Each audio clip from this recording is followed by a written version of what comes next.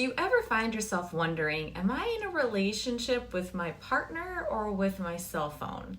Many clients come to therapy asking themselves this very question in hopes of improving their communication that they have in their relationships. And for the record, these concerns are completely valid and usually have something to do with what we call technoference. So what is technoference, you might ask?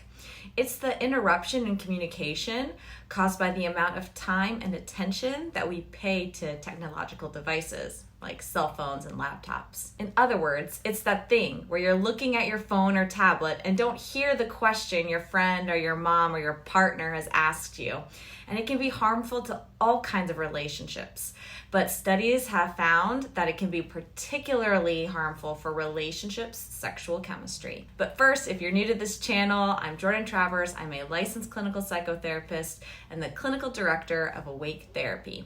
If you're interested in learning more about the Awake Therapy team, you can click on the link in the description.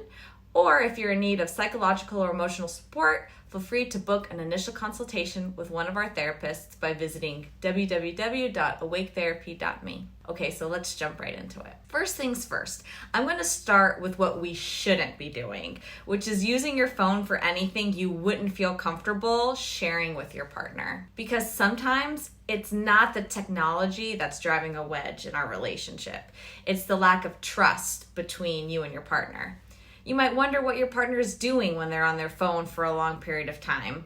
What are they smiling about? Why do they look so interested? What do they know that I don't?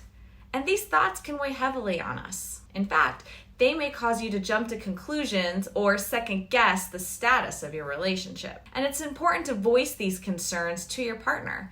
Tell them that you feel cut out when they're on their phone and ask them to take a break or let's set some boundaries. In the same way, you should monitor your own use of technology to make sure that your partner doesn't feel cut off either. This is an opportunity for us to communicate with our partner with what we're doing on our phone and to avoid any activity that could compromise the trust or integrity of your relationship. Tip number 2. Use technology in ways that prioritize your relationship, not sideline it.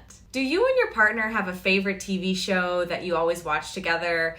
Do you plan a weekly Netflix and chill night? Or are you jointly involved in any online communities around a similar interest you have? These are some of the ways you can use technology to better the depth of your connection. Try to avoid bad habits. Things like checking your phone or email shortly after returning from work. Focus your attention exclusively on your partner and avoid any technological distractions like text messages. And don't check your phone during dinner or mealtime. Your mom probably asked you to turn off the TV during dinner when you were a kid growing up. So try to apply the same etiquette to your phone as an adult. The next important thing to do is to set technological boundaries and for us to hold each other accountable. What boundaries have you set for yourself and your relationship? Do you have a no phone day, or maybe you try to minimize your screen time after 8 p.m.? If you're experiencing technoference in your relationship, it's important to have a conversation with your partner or loved one about what boundaries need to be put in place to keep your relationship healthy and moving in the right direction. And lastly, the final behavior you can easily practice is to tip the scales in favor of your hobbies and leisure activities. While technology can help you in your relationship when used properly, its happiness-boosting powers are nothing in comparison to your traditional forms of leisure. More people who take part in active leisure hobbies like praying and socializing and exercising tend to be happier than people who engage in passive leisure, such as watching TV, napping, and resting. Moving your body is one of the keys to happiness, and that's all lost when you're on your phone, tablet, or TV. So remember, with a bit of effort, technology can change from being a negative to a positive for your relationship. For you to break the pattern of technoference, all you have to do is 1. Use your phone in ways your partner would approve of. 2.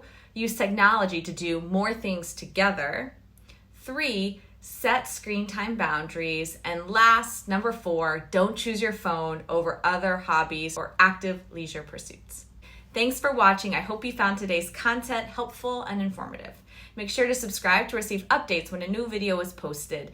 And remember, platforms like YouTube are an excellent resource for getting information out to others. However, it does not take the place of individualized psychotherapy. If you're in need of mental health assistance, whether to talk through a current issue or to create a more prosperous and fulfilling life, you can book an initial consultation using the link in the description. I look forward to seeing you soon. Bye.